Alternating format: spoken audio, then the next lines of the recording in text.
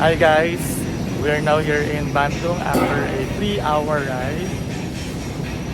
Ayan, nag-enjoy naman kami sa ride. Maganda yung view. So excited to tour Bandung. Okay. So ito na tayo guys, we're here at the Kawaputi or White Lake. Tapos, grabe ang amoy ng sulfur oh. Sobra. Ito nyo guys, ayan siya.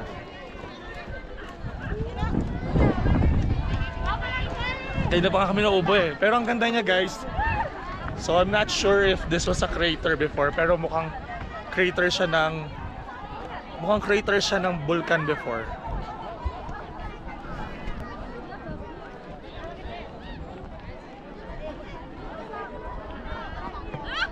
Ayan o.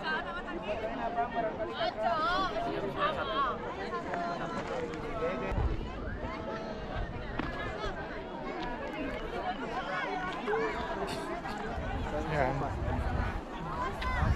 Ano to? Crater kaya to before? Yeah. Crater to no? Grabe yung usok. Ang sulfur.